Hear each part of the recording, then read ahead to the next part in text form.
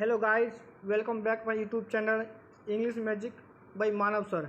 आज आपके लिए एक्टिव एंड पैसिव वॉइस का फाइनल चैप्टर लेके आया हूँ। तो आज आप लोग पढ़ेंगे कि जैसे कि लास्ट वीडियो में मैंने बताया था कि जब एक्टिव से पैसिव बनाते हैं तो बाई लगाते हैं, मतलब सब्जेक्ट टू ऑब्जेक्ट बनाएंगे उससे पहले बाई आता है, लेकिन हमेशा नहीं आता है। ऐसे कुछ रूल्स लेके आया हूँ जो view of exam it's very important, तो एक बार आप देखिएगा। तो आपको ये पता करना है कि जब बाई नहीं आता है तो उसके से क्या आएगा। कहीं टू भी आता है, कहीं एट आता है, कहीं विद आता है। तो ये आप लोगों को स्टडी करना पड़ेगा। तो पॉइंट है, जैसे फर्स्ट पॉइंट में बोला नो टू। नो टू का मतलब लिखा है कि जब आप पैसिव बनाओगे, अगर किसी सेंटेंस में हमारा एक्टिव वॉइस में नो आ रहा है, KNOW नो आता है, तो आप पैसिव बनाओगे तो सब्जेक्ट से पहले बाई की जगह क्या लगाओगे, टू। क्लियर है ना। ऐसे किसी सेंटेंस में सरप्राइज आता है तो बाई की जगह क्या लगाओगे, at. Amazed at, astonished at, startled at, vexed at, annoyed with somebody, annoyed at. यदि किसी व्यक्ति की बात करते हैं तो एनो के साथ विद आता है। यदि किसी वस्तु की बात कर रहे हैं तो एनो के साथ क्या आता है, at. Something contain in, embodied in, included in, cremated with, decorated with, filled with, ornamented with, thronged with, tired of। It means ये वो वर्ड हैं जिनके बाद फिक्स प्रीपोजिशन आता है। ये पॉइंट दो जगह काम करेगा। एक काम करेगा आपका फिक्स पोजिशन में, जब आपसे मतलब फिंगर ब्लैंक्स दिया जाएगा, प्रीपोजिशन पूछेगा, जहाँ पे एट आएगा, टू आएगा, विद आएगा, फोर आएगा, ओके, वहाँ भी काम करेगा। प्लस जब आप एक्टिव से पैसिव बनाओगे वहाँ भी काम करेगा। अब जैसे कि हमारा पहला एग्जांपल है, एक्टिव वॉइस पे लिखा है यू एंड मी, ओके। अब सेम मेथड वही है, ऑब्जेक्ट को सब्जेक्ट बनाओगे, उसके बाद अगले टेंस की हेल्पिंग वर्ब। एक्टिव हमारा पास्ट इंडेफिनिट में, सहायक क्रिया पास्ट कंटिन्यूस की आएगी, वाज और वर। आई हमारा सिंगुलर होता है तो वाज आएगा। उसके बाद main verb of the third form. जब सब्जेक्ट ऑब्जेक्ट बनाओगे उससे पहले क्या लगाओगे, विद। वैसे वही आता है, बट रूल्स क्या कह रहा है कि जब एनोड आएगा तो उसके बाद आपको विद लगाना है, ना कि बाई लगाना है, विद यू, ओके। ऐसे नेक्स्ट एग्जाम्पल हमारा है एक्टिव वॉइस में लिखा हुआ है सेकंड पॉइंट में, योर बिहेवियर एनोड मी। जो बिहेवियर की बात कर रहा है यहाँ पर है, आपका बिहेवियर अच्छा नहीं है, मतलब किसी व्यक्ति की बात नहीं कर रहा है, बिहेवियर की बात कर रहा है। तो ऐसी करने से हम लोग क्या है कि विद ना लगाकर एट लगाते हैं। जैसे मी का सेम वही, मी का हमारा आई बनेगा, टेंस फास्ट में इंडेफिनिट कंटिन्यूस हो जाएगा, वाज बनेगा, वे मतलब एनोड आएगा प्लस एट आएगा। क्लियर है ना। सब्जेक्ट का ऑब्जेक्ट बन जाएगा, ओके। नेक्स्ट पॉइंट हमारा वेरी वेरी मोस्ट इम्पोर्टेंट है, मोस्टली एग्जाम पूछा जाता है, आई नो हिम। सेम वही है, ऑब्जेक्ट तो सब्जेक्ट बनाएंगे, हिम का सब्जेक्ट ही होता है, प्रेजेंट इंडेफिनिट तो इज आएगा, नो की थर्ड फॉर्म नन होता है, तो आई को ऑब्जेक्ट बनाएंगे उससे पहले टू आएगा, क्योंकि नो के बाद हमेशा क्या आता है, to. None to me, okay, यहाँ पर आई नहीं आएगा। अगला हमारा है द न्यूज सरप्राइज्ड मी। तो मी का सेम वही, सब्जेक्ट हमारा आई बनेगा, साइकिल आवाज आएगी, सरप्राइज्ड के बाद एट आता है, the news, okay. So don't be in doubt. अगला जो पॉइंट हमारा, इस पॉइंट को अच्छे से समझना। रूल्स क्या कह रहा है कि यदि किसी एक्टिव वॉइस का सब्जेक्ट इट या देयर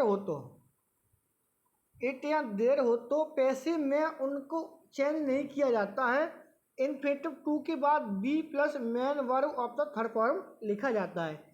इट मीन्स ये कह रहा है, जो किसी एक्टिव वॉइस में आपका सब्जेक्ट इट आ जाए या देयर आ जाए और उसी में आपका इन्फिनेटिव टू का यूज किया जा रहा है। जैसे कि there is a work to do है ना, इन्फिनेटिव। जब ऐसा कंडीशन हो तब आप पैसिव बनाओगे तो क्या करोगे, बस वो आपको देखना है। तो क्या करोगे आप लोग, जैसे लिखा है देयर इज अ वर्क, ये तो आपको सेम रहेगा, पैसिव बनाओगे तब। टू जो है, टू के बाद आप क्या करोगे, बी ई, टू बी कर दोगे जो यहाँ मेन वर्ब आई है, जैसे डू आया है, कहीं रीड आएगा, कहीं कुछ आएगा, तो आपको क्या करना है, उसका मेन वर्ब का थर्ड फॉर्म लगाना है। टू बी, टू डू, ये क्या हो जाएगा, टू बी डन। कुछ भी आए मतलब main verb of the third form होता है। रूल समझ में आ गया। सब्जेक्ट हमारा इट हो या देर हो। ओके, नेक्स्ट रूल्स देखो, ये पॉइंट हमारे लिए बहुत अच्छा है समझने के लिए। एज एग्जाम्पल मैंने लिया है, I have work to do. ये लोगों को डाउट रहता है, यार यार क्या करना है इसमें, I have work to do. अब ये देखना है कि आई हैव वर्क, वर्क क्या है, ऑब्जेक्ट है या मेन वर्ब क्या है। ठीक है, जब ऐसी कंडीशन आ जाए तब आपको क्या करना है, तो जैसे टू डू लगाए, इसमें क्या है कि ये ऑब्जेक्ट का काम करे, यहाँ पे आई हैव वर्क, मेरे पास कार्य है, टू मेरे पास करने के लिए कार्य है। ठीक है, तो अब क्या है कि आपको आना पैसे, ऐसी कंडीशन आप क्या करोगे, आई हैव वर्क का सेम रहेगा, टू डू क्या करोगे, टू बी डन सेम रहेगा। ओके, टू बी डन होगा ओनली। नेक्स्ट हमारा देखो, ये देयर वाला ऑलरेडी मैं बता रखा है, there are 6 books to write, same वही है, देयर आर 6 बुक्स सेम रहेगा, टू के टू भी होगा, राइट या थर्ड फॉर्म रिटर्न होगा, फुल स्टॉप। नेक्स्ट पॉइंट हम देखेंगे, I have to borrow some money. ये पॉइंट है आपको वही समझना है, जो हमारा मेन पॉइंट है।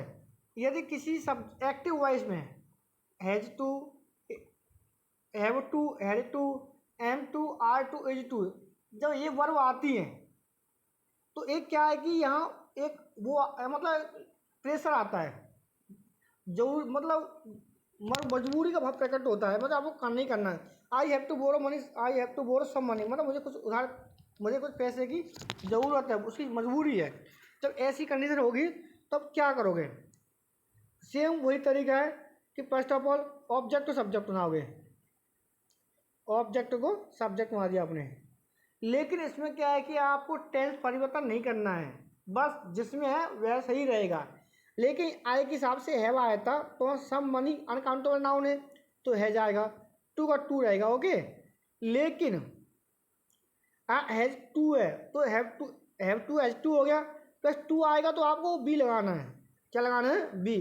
उसके बाद मुख्य क्रिया की third form verb, subject object बनाएंगे उससे पहले बाई, आई का ऑब्जेक्ट क्या होता है हमारा, मी। नेक्स्ट पॉइंट हम लोग देखेंगे, you have to choose a bridge, तो सेम वही पॉइंट है, ऑब्जेक्ट को सब्जेक्ट बनाएंगे, अ ब्रिज, सिंगुलर है तो हैज टू आएगा, प्लस बी एंड मुख्य क्रिया third form chosen by you. Okay, next point हमारा है, the police inquired into the case, inquiry, inquiry बोलते हैं ना जांच करना, मतलब इनटू द केस।